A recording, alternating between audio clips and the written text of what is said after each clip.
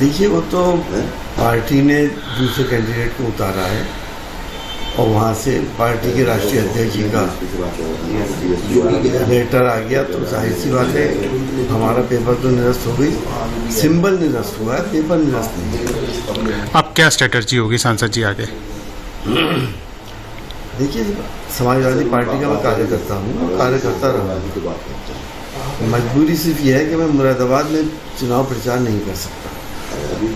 बाकी जहाँ भी पार्टी चाहेगी मैं वहाँ पे प्रचार करूँगा। जो प्रत्याशी अब जैसे पार्टी ने सिंबल दिया है जिनको, वो उनको सपोर्ट करेंगे, उनके समर्थन में प्रचार करेंगे आप?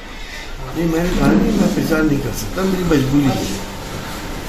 तो मेरे अपने लोगों के दिल टूट जाएंगे जिन्होंने मेरे लिए मन्नतें मानी हैं, जिन्होंने मेरे लिए रोज़े माने हैं, कुरान ख़वानी करी है, दरगाहों पे हाज़िरी मानी है, प्रार्थनाएं करी हैं और जिन्होंने यज्ञ माने हैं।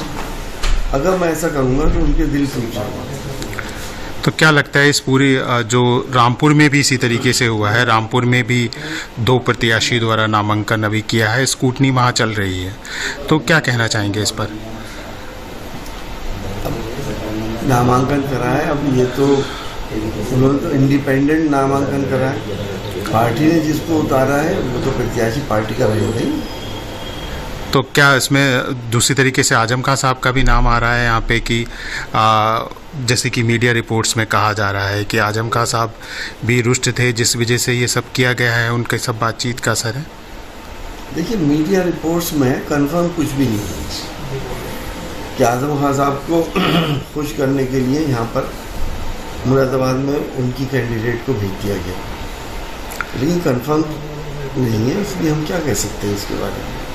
मुस्लिम्स के साथ क्या मानते हैं कि टिकट कटने के बाद लोगों के आपके पास कॉल्स भी आ रहे होंगे, लगातार लोग भी हम देखें यहाँ बैठे हुए हैं, तो कितनी बड़ी इस मिशन को दिक्कत हुई है? आप संसद में भी लगातार बोलते आए हैं। देखिए, उत्तर प्रदेश से पूरी जगहों से, इलाहाबाद से लेके और सहारनपुर तक मेरे पास फ़ोन भी आ रहे हैं लोगों के, इवन कलकत्ता से भी आ रहे हैं, बॉम्बे से भी आ रहे हैं, दुबई से भी आ रहे हैं।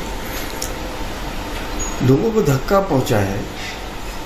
मैंने मुस्लिम सियासत, क्या मैं ये नहीं कह रहा कि मैं मुस्लिम सियासत ही कर रहा हूँ, मैं मुसलमान क्योंकि सबसे ज़्यादा इस वक्त टॉर्चर्ड है उसकी आवाज़ उठाता हूँ, उसकी इंसाफ की बात करता हूँ, और चाहे वो मुसलमान हो, चाहे वो आदिवासी हो, चाहे वो दलित हो, चाहे हिंदू भाई हो, जहाँ पे भी कोई टॉर्चर होता है तो मैं आवाज़ उठाता हूँ।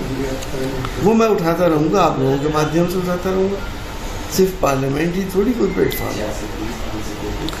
तो बड़ा जो तैयारी थी वो सब किस तरीके से समाजवादी पार्टी को आप मानते हैं कि लॉस है? देखिए, समाजवादी पार्टी या इंडिया गठबंधन के फेवर में जनता है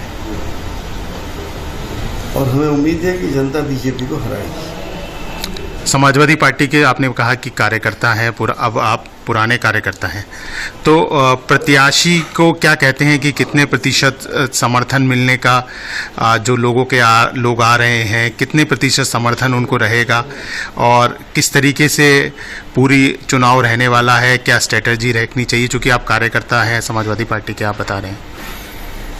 देखिए, मुरादाबाद के अलावा सब जगह प्रत्याशी के साथ लोग काम करेंगे, जनता जुड़ेगी।